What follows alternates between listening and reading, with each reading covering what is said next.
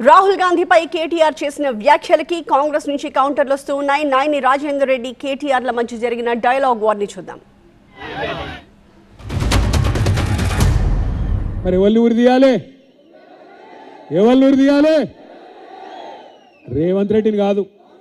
రేవంత్ రెడ్డిని చాలా చేయాలి కానీ రేవంత్ రెడ్డి లాగుల తొండలు ఇడిచిపెడదాం తర్వాత. కానీ ఊరి తీయాల్సింది రాహుల్ గాంధీ అనే హౌలగాన్ని. ఈ హౌలగాన్ని మన మీద రుద్దినా ఆ హౌలగాన్ని ఉరి తీయాలి. ఇక్కడ వరంగల్కి వచ్చి అబద్ధాలు ఆడి రైతులను 70 లక్షల మంది రైతులను మోసం చేసిండు రాహుల్ గాంధీ. ఒక హౌలగాన్ని ఉరి తీయాలి నడి బజార్లా. ఇదే రాహుల్ గాంధీ హైదరాబాద్లో అశోక్ నగర్కి పోయిండు. అక్కడ పోయి డైలాగులు కొట్టిండు. ఏమన్నాడు? కేసీఆర్ కేటీఆర్ ఇద్దరు ఉద్యోగాలు ఊడగొట్టుండ్రి, మీకు మొదటి సంవత్సరంలోనే 2 లక్షల ఉద్యోగాలు ఇస్తా అని అక్కడ ఉండే తమ్ముళ్లను చెల్లెలను రెచ్చగొట్టిండు. పాపం ఆ తమ్ముళ్ళు చెల్లెలు నమ్మిండ్రు. నమ్మి పాపం తాండాలు ఉన్నోళ్ళు తాండాలకు వచ్చిండ్రు, వాళ్ళ ఇళ్ళకు, ఊర్లు ఉన్నోళ్ళు ఊళ్ళలోకి వచ్చిండ్రు, పట్టణంలో ఉన్నోళ్ళు పట్టణంలో పోయినరు. వాళ్ళ అమ్మ అయ్య తల్లి తండ్రి అవ్వ తాత కాళ్ళు పట్టుకున్నారు. అగో మాకు ఉద్యోగాలు రావాలంటే మీరు కాంగ్రెస్ ఓటేయండ్రి, రాహుల్ గాంధీ చెప్తుండు అని చెప్పి వాళ్ళు నమ్మి వాళ్ళ ఇంటి వాళ్ళతో కూడా నమ్మించి ఓట్లు వేయించి పాలకుర్తి కాన్స్టిట్యున్సీలా ఏం అభివృద్ధి తక్కువ చేసిండు దయాకర్ రావు గారు. పాలకుర్తి లాంటి కాన్స్టిట్యున్సీలో కూడా 7 సార్లు గెలిచిన కాన్స్టిట్యున్సీలో కూడా ఈ దొంగ మాటలతో 2 లక్షల ఉద్యోగాలను నమ్మించి ఆ పిల్లగాళ్ళని రెచ్చగొట్టి ఇదే రాహుల్ గాంధీ అనే హౌలగాడు అశోక్ నగర్కి వచ్చి ఆ రోజు వాగ్దానం చేస్తే ఆ పిల్లలు కూడా నమ్మి మోసపోయి ఈరోజు ఓట్లేసి బాధపడతా ఉన్నారు.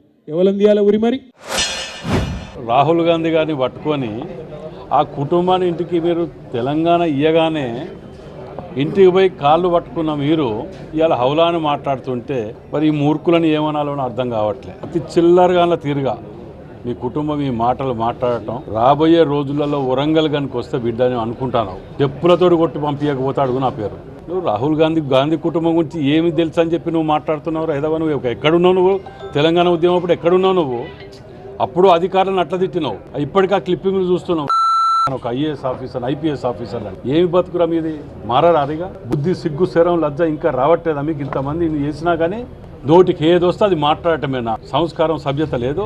మేము అనలేవురా బ్రోకర్లు లఫూర్ గాన్లు ఇదని మేము అన్ని తిట్టలేమా?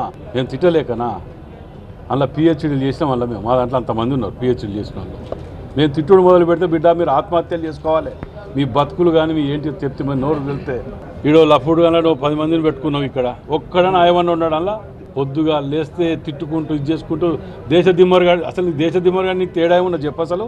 ఇంకోసారి బిడ్డ నువ్వు నోరెక్కనన్నా జారినట్టు రాహుల్ గాంధీ గారు కానీ కుటుంబం కానీ నీకు అంతరేషం సిగ్గుసరం ఉన్నవైతే నువ్వు ఇంటికి పోయి కాలు ఎందుకు ముట్టుకున్నారో మీరు మీ అయ్య మీరు అందరిపై కుటుంబం పోయి కాలు ముక్కలే.